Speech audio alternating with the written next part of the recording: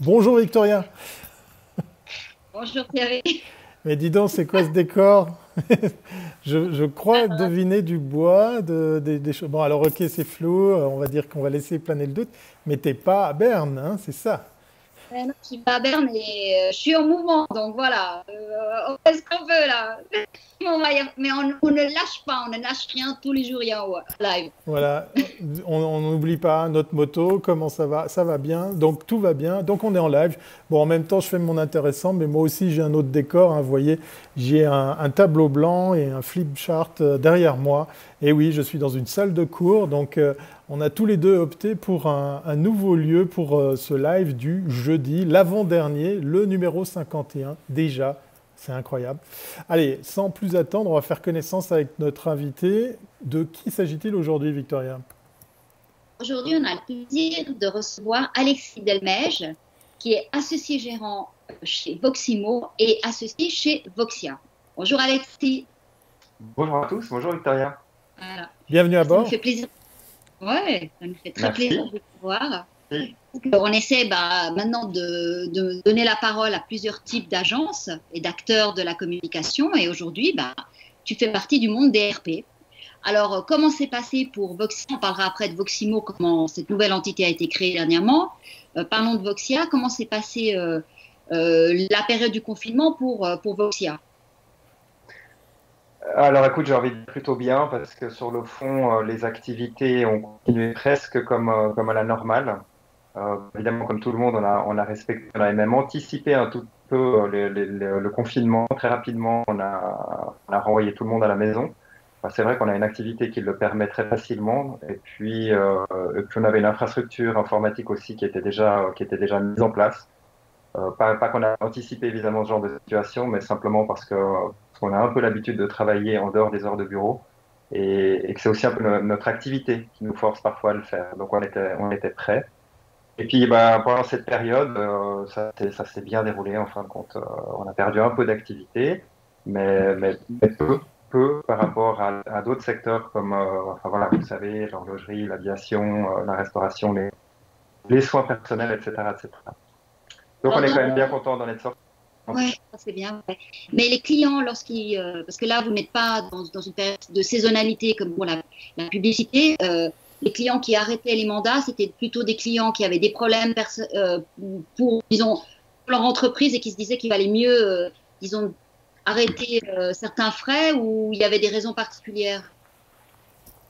Alors, la raison la plus évidente, c'est un de nos clients qui effectivement était directement concerné puisqu'il travaillait beaucoup avec le secteur de la restauration. Et là, pour le coup, c'était plein de sens pour eux de stopper. Euh, et pour un ou deux autres, c'est peut-être un peu moins évident. Je pense qu'après, c'est aussi des sociétés. Il y en a une qui a une société cotée en bourse. Et ils ont reçu, semble-t-il, les directives du siège. Et donc voilà, ça a été simplement appliqué sur le marché suisse comme partout ailleurs dans le monde. Bon voilà, donc on n'a pas plus d'explications de ça, mais cela dit, nous aussi, on a bien compris, bien qu'on n'ait pas énormément souffert, on se rendait compte aussi simplement avec les activités autour de nous que ça semble pour n'importe quel entrepreneur normal, logique de diminuer les frais pendant ces périodes. Est-ce que on a vu aussi dans le monde de la pub, beaucoup de leurs clients ont pris le temps de travailler sur leur branding, de refaire leur site. Alors là, vous êtes plutôt sur de la stratégie. Est-ce que là aussi, il y a eu pour certains, c'était un moment pour repenser à leur positionnement ou disons à toute leur communication? Euh, Dans les clients avec qui on travaille, en fait, il y a pas eu ce type de comportement. C'est pas comme s'il y avait tout d'un coup un appel d'air en se disant, mais tiens, mais qu'est-ce qu'on va faire pendant cette période-là? Je dirais, on a deux types d'activités au sein de la société, ou deux secteurs d'activité qui prennent un peu le dessus sur les autres. Alors, il y en a un, c'est la finance. Et là, dans la finance, en fait, l'activité est restée très forte, à part dans les jours où vraiment, juste après le confinement, où les marchés étaient un peu déboussolés, puis il y a eu des grands, un peu un effondrement. Mais sinon, la plupart des sociétés financières avec qui on travaille, il y avait justement beaucoup de choses à dire pendant cette période. Ce qui fait qu'on a vraiment complètement maintenu l'activité. de promotion des différents acteurs et clients avec lesquels on a l'habitude de travailler. Pour les autres secteurs d'activité, eh bien, on a finalement passablement continué les activités. On a même finalisé des projets sur lesquels on avait déjà démarré un peu avant Covid, mais ça s'est signé pendant cette période-là, puis on a initié le travail, et puis en fait, ça avance relativement bien. Donc, je pense qu'on doit faire partie un peu des chanceux, et puisque comme je le disais, je crois que euh, on a dû perdre, je dirais peut-être 20%, ou c'est un peu le sentiment parce que c'est difficile à mesurer, mais 20% d'activité. Mais en revanche, si on fait une projection sur le chiffre d'affaires, on a plutôt tendance à croire cette année que on va baisser entre 5 et 10%.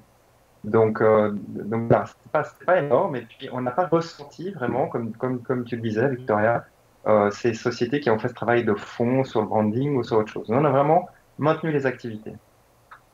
D'accord. Durant cette période, juste à la fin du confinement, vous avez lancé une nouvelle, je l'appellerais marque, je ne sais pas comment tu l'appelles, tu vas peut-être nous le dire, Voximo, qui est un autre axe. Vous avez la finance, mais votre deuxième axe très fort est l'immobilier. Vous avez aussi engagé du personnel, alors que tu nous dis que quand même il y a une baisse d'activité. Vous avez pris des risques ou c'était des projets que de toute façon vous aviez prévu de lancer, donc vous ne pouviez plus arrêter, et puis après il fallait ce personnel. Enfin, raconte-nous un petit peu comment ça se fait que vous soyez en période d'expansion, alors que pour beaucoup c'est un peu une période d'introspection. Voilà. Bon, Voximo, ça a démarré, si on veut bien, au début, enfin l'aventure a démarré à la fin de l'été 2019. Et puis on avait décidé de lancer cette société sœur, en fait, à Voxia. Et le temps qu'on finisse de définir l'offre, qu'on sonde un peu le marché, qu'on aille enfin, faire les étapes un peu préalables, branding, site internet, etc. Eh bien, ça nous a gentiment amené presque finalement au début du confinement. Et quand on a vu le confinement arriver, on a reporté le lancement de la société. Et puis, on a attendu jusqu'à la fin du mois de mai pour faire cette entrée sur le marché. Donc ça, c'est la première chose. Tu l'as dit tout à l'heure. Effectivement, l'immobilier a pris une place croissante dans les activités de Voxia, et c'est ce qui nous a conduit en fait à créer cette nouvelle marque qui se spécialise exclusivement sur le marketing et la communication immobilière.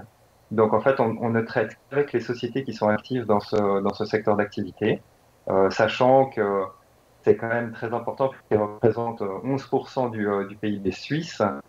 Si on prend tous les acteurs en fait qui sont actifs dans le domaine immobilier. Donc, peut-être pour pas trop m'éterniser sur la question, mais ça fait maintenant 4 ans que j'ai d'abord parce que j'ai un mandat de secrétaire général du Suisse Romandie, qui est l'association suisse de l'économie immobilière. Ça m'a permis de bien comprendre les enjeux de ce secteur-là, évidemment de rencontrer aussi passablement ces acteurs, et puis toujours avec ma casquette à la fois un peu de marketeur et de communicant. Eh bien, j'ai vu qu'il y avait une opportunité de business, en tout cas, espérons-le, dans ce secteur d'activité. Et puis, voilà, Et donc ça, c'est c'est un peu un l'histoire. secteur qui quand même souffre et va souffrir de cet arrêt. Alors, l'immobilier, on en a beaucoup parlé pendant ce Covid, puisqu'il vient de faire l'objet maintenant d'une décision au niveau du Parlement, ou qui devrait bientôt être mise en application, de savoir est-ce que les propriétaires devaient ou non faire cadeau des loyers à leurs locataires, que ce soit des particuliers ou des entreprises. On a vu des cas de grandes entreprises qui ont refusé de payer des loyers. Ça a fait couler pas mal d'encre dans les médias. Euh, à ce stade, finalement, il n'y a pas eu d'arrêt. Donc, l'immobilier a ça particulier que les temps sont toujours assez longs. Et donc, les répercussions du Covid aujourd'hui, je dirais, ne se font pas directement ressentir. En revanche, il y a une certaine inquiétude par rapport aux mois à venir ou aux 12 prochains mois, de voir comment est-ce que finalement l'économie va réagir par rapport à ce Covid. Ce qu'on peut craindre, ce sont évidemment des faillites, hein, des faillites d'entreprises, et peut-être aussi des difficultés individuelles qui conduiraient voilà, à des loyers qui pourraient pas être honorés. Donc aujourd'hui, je dirais, il n'y a pas d'effet très direct. Alors évidemment, il y a eu beaucoup de travail, beaucoup de négociations, puisque c'était le sens du discours du Conseil fédéral, de dire on n'intervient pas dans le droit privé. Donc chaque acteur, si on veut bien économique en Suisse, a eu le loisir de négocier avec les régies, représentants des propriétaires. Donc il y a eu beaucoup d'activités, ça c'est clair. Mais je dirais les conséquences, ben, on les attend encore en termes, en tout cas, je dirais, de vitalité de l'économie immobilière. Maintenant, on a d'autres types de conséquences qui sont beaucoup de questions, en fait. Vous le savez comme moi, il y a eu beaucoup de télétravail qui s'est organisé durant cette période de confinement. Et ça, finalement, ça amène aujourd'hui les directions d'entreprise à se poser des questions, pour ceux, en tout cas, qui ont des projets de déménager à court ou moyen terme, de la surface disponible nécessaire et une certaine réorganisation des postes de travail. Donc là, effectivement, le marché donc le marché de l'immobilier commercial pour les surfaces administratives, qui est déjà passablement saturé. Alors là, effectivement, on se pose des questions de voir si ces questions vont être réellement transformées, je dirais, en mise en application d'une volonté claire de réduire les surfaces, ou si c'est une forme d'effet de mode, pas d'effet de mode, mais de questionnement qui est lié à la période qu'on a vue et qui est encore toute récente. Alors, en marge de ces mesures qui sont en train de se discuter, ou en tout cas aussi de ces arrangements que certains locataires, bailleurs ont pu trouver, est-ce que les métiers de l'immobilier ont dû réinventer leur communication? Est-ce qu'ils se sont inventés une nouvelle communication? Parce qu'on a vu effectivement toutes sortes de cas de figure, on va pas les lister ici, mais on a aussi l'impression que c'est peut-être une opportunité pour eux, pour les professionnels d'immobilier, de revoir peut-être leur com. Est-ce que c'est un sentiment que tu partages aussi? Bien sûr, la communication, elle est forcément adaptée au temps, adaptée à la situation et adaptée à cette situation qui est tellement particulière. Donc, nous, on travaille par exemple dans le cadre de promotion immobilière, donc d'immeubles qui vont être livrés à l'horizon 22, fin 22, début 23. Et là, effectivement, on est dans une phase de pré-commercialisation, donc on cherche à séduire, entre guillemets, à trouver des locataires. Et donc là, on a retravaillé sur un plan de communication, mais où finalement n'ont changé que les messages. On va parler beaucoup plus flexibilité, on va mettre en évidence justement la possibilité de faire recours à des services. Donc là, le promoteur en question va peut-être aussi changer un tout petit peu la manière dont il aménager son immeuble en offrant plus de services à ses locataires, comme les accès à des salles de conférence partagées, des choses comme ça. Donc nous, on s'adapte, on va promouvoir les qualités de ce projet en ayant cette adéquation finalement avec les questions que le marché se pose aujourd'hui, qui est principalement cette question de flexibilité des lieux, de coût du loyer et d'opportunités. Ça nous amène un petit peu à réfléchir, à parler sur le métier de RP, parce que ce type d'approche pourrait être fait aussi par des agences de communication. Quelle est la différence pourquoi est-ce qu'on passerait plutôt par une agence RP que plutôt par une agence de com? Et là, je pense que ce métier de RP serait bien. Tu étais aussi co-président de l'association des SRRP, donc des relations suisses, c'était en Suisse romande. Je pense que ce serait intéressant que tu nous parles un peu de ce métier. Comment est-ce que tu le qualifies? Alors, c'est la Société romande des relations publiques, la SR. Elle n'est pas tout à fait facile. Allez, j'en profite un petit peu pour saluer aussi les deux nouveaux coprésidents, Marie Deschenaux et puis Romain Pitet, qui font un excellent travail. On les remercie de s'investir dans cette association.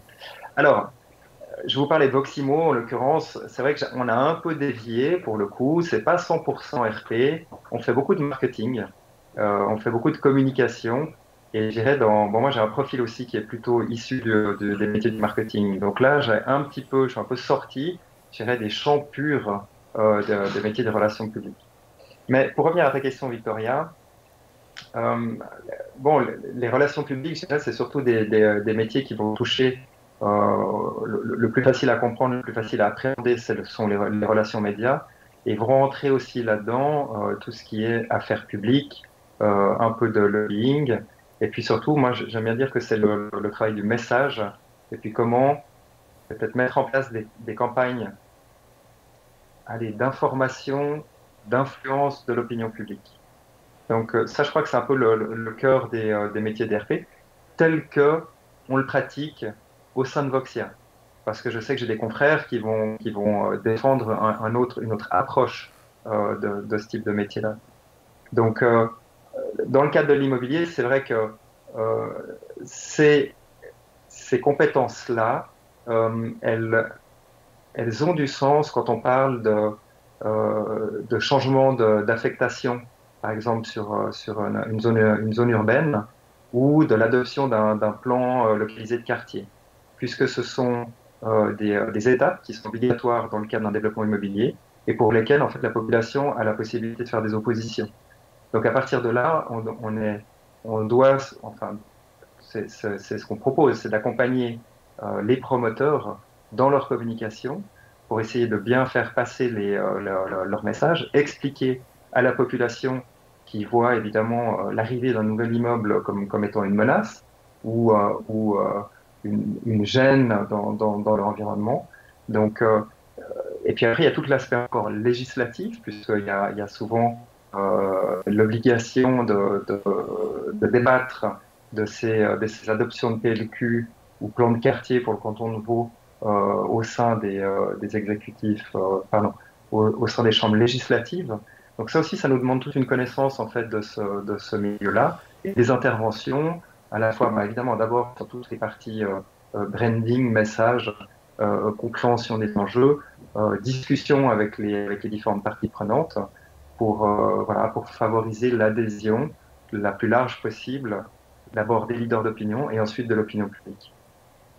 Tout à fait, mais l'importance du contenu, tout le monde le met en avant, mais on s'aperçoit que les RP, ils en parlent plus à une opinion, les marketeurs passent plus à un public, et puis les gens spécialistes des réseaux sociaux parlent plus à des communautés. Donc, et tout ça, c'est je dirais, du contenu, de toute façon, c'est de la com, mais la finalité n'est pas la même. Et je pense qu'aujourd'hui, il serait peut-être temps de mieux créer, alors pas créer des silos, mais de mieux identifier les démarches, parce que tout le monde arrive sur des propositions de communication, or, ce n'est pas du tout la même stratégie.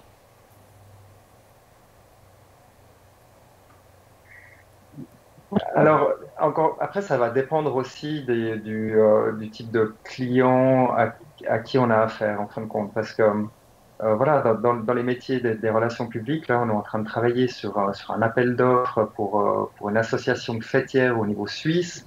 Et là, clairement, le travail qui est demandé, c'est d'aller défendre les intérêts d'une branche auprès des parlementaires au Conseil national. Donc, là, on est moins dans des aspects de communication. Euh, Quand bien même, on a toujours, encore une fois, la création des messages, la sauvegarde, la manière d'approcher et de promouvoir. Et puis surtout, après, de mettre en place aussi des campagnes dès que les objets deviennent en fait publics. Donc, finalement, une agence de communication pure, une agence de publicité, on en voit quelques-unes qui intègrent aussi ces métiers d'ERP parce que c'est un élargissement de leurs compétences et ça leur permet aussi voilà, de toucher peut-être un public un peu plus large en termes de clientèle. C'est clair, mais certains disent que le métier de RP est voué à disparaître, donc est-ce que tu y crois, ça? Non, non, non, non, j'y crois pas parce que c'est quand même un métier un peu, enfin, je crois assez spécifique, en tout cas pour un certain nombre de projets.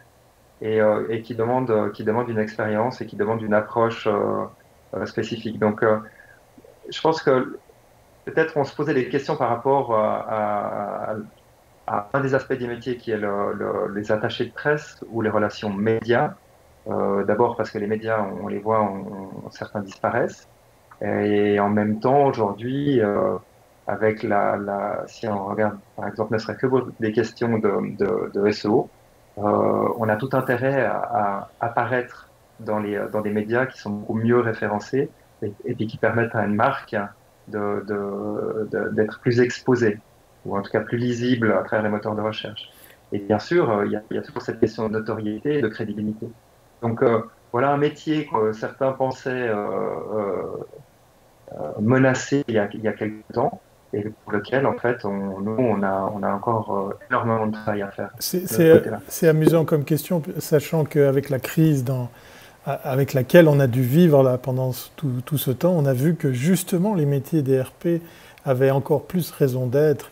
On voit pas mal de marques, de sociétés qui se sont essayées à communiquer, puis ceux qui ont eu le bon réflexe de faire appel à des professionnels pour le coup, redorer le blason de ces professions pour leur dire que c'est un métier et que ça vaut la peine de faire appel. Là, je me fais l'ambassadeur des RP, même si je ne suis pas concerné directement, parce que cette crise a eu cette particularité justement de mettre en évidence la communication. C'était un petit peu le propos de ma question d'avant.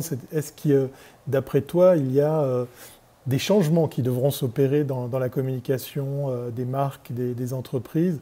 On a vu, je ne sais pas, un des éléments que j'ai envie de partager ici, on a vu un certain retour à l'authenticité. Est-ce que ça, c'est une composante qui pourrait faire partie des futurs discours des marques, des entreprises, même au travers de leur service de RP?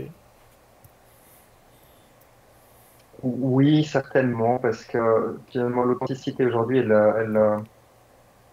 elle fait partie un peu d'une tendance, j'ai presque envie de dire générale ou sociologique. Je pense que voilà, les citoyens, les consommateurs ont envie d'avoir des produits. On est aussi dans une tendance un peu de développement durable.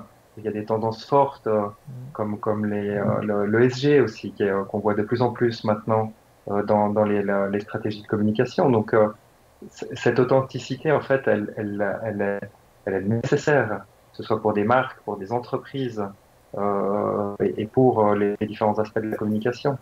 Donc, moi, j'ai vraiment le sentiment que on va vers voilà, une tendance où on doit ouvrir de plus en plus, où les valeurs vont prendre de plus en plus d'importance. Et en même temps, j'ai aussi tendance à croire qu'il y a 20 ans, les valeurs elles étaient tout autant. C'est peut-être que on change un peu sur la manière de les communiquer, soit peut-être le type de valeur. C'est vrai que l'aspect durabilité, la, le- la gouvernance d'entreprise, euh, voilà, l'égalité sociale au sein des entreprises n'était pas aussi présente il y a quelques années. Or, aujourd'hui, ça devient des éléments clés dans une stratégie de communication. Moi, j'ai aussi envie de dire que toute la stratégie non marchande est très importante. Parce qu'aujourd'hui, on est dans un changement de comportement. Et il va falloir aussi que les marques pour amener de nouveaux produits, amènent le public à penser différemment. Disons, ils doivent comprendre comment ce nouveau public réfléchit aussi, les amener vers de nouveaux comportements. Et là, il va y avoir d'autres stratégies qui seront moins marketing, mais plus d'informations, plus de contenu. Et donc là, on va vers peut-être quelque chose de moins commercial. Bon, après, ça dépend encore une fois ouais, bon, alors pour nous, ce sont des clients hein, de comptes qu'on va accompagner parce qu'après, quand on est dans le B2C, on cherche qu'à faire du marketing pur et puis de la vente et puis de faire du commercial. Mais après, il y a différents niveaux en fait de communication et une entreprise, voilà, une entreprise comme les très grands, on peut penser par exemple à Nike pour en citer un, puisque Alors eux, évidemment, ils vont avoir des démarches de communication et de marketing qui sont très orientées sur la vente de produits. Et en même temps, ils doivent faire aussi très attention à défendre je dirais, l'ADN de la marque. Euh, voilà, il y a eu quelques scandales avec ces marques-là ou d'autres, hein, dans les fabricants d'équipements, où il y a eu des recours au travail des enfants, mais à travers évidemment des réseaux de sous-traitants. Et c'est là, je pense, où la communication des valeurs prend tout son sens, puisque ça leur permet justement de traverser ces crises. Ils ont beaucoup réagi sur le live dans Black Lives Matter et ils ont pris des risques aussi parce que ils ont lancé une campagne qui était quand même très claire et voilà, ils ont pris position de manière très, très limpide. Peut-être qu'ils perdent une partie de leur marché, mais voilà. Ouais, c'est vrai que ces prises de position maintenant des marques sur des sujets éthiques, je crois que ça me semble être en tout cas quelque chose d'assez récent, d'avoir une forme d'activisme des marques autour de sujets. Ça peut être l'avortement, ça peut être l'égalité, ça peut être voilà, homme-femme. C'est quelque chose d'assez nouveau. On avait aussi des contre-exemples hein, de certaines marques ou représentants de marques qui se sont positionnés contre voilà, le mariage pour tous, et puis qui ont tout d'un coup vu des manifestations devant leurs magasins. Donc, euh, je crois que ça permet justement, c'est un peu ce à quoi je faisais référence tout à l'heure, je pense que ça contribue à vraiment construire, renforcer en fait l'ADN d'une marque. Et ça permet vraiment de lui permettre de passer à travers le temps et finalement de garder cette fidélité de clientèle, de base de clients ou autre. Donc, il y a du risque, certes. Ils vont certainement s'aliéner une partie en prenant des positions aussi fortes que ça. Voilà, il y a certaines parties de la population qui vont les quitter, mais je crois que pour la plus grande partie de leurs clients, alors ils vont certainement renforcer le lien qu'ils peuvent avoir avec cette base-là. Par rapport au marché, revenons sur le marché roman des agences RP. Donc souvent, on trouve des très petites structures, plutôt des indépendants. Il y a quelques agences de taille moyenne, une ou deux grandes. Ça correspond, tu penses, finalement à la taille du marché. On n'arriverait pas. Enfin, la tendance, elle va plutôt aller vers des indépendants ou tu penses qu'il va y avoir des regroupements? Bon, il y a clairement de la place pour ces trois types de structures. Et puis, je pense que les trois ne font pas le même type de travail. Euh, Nous, on est dans le groupe des agences de taille moyenne. On a un bureau à Zurich, on a un bureau à Genève.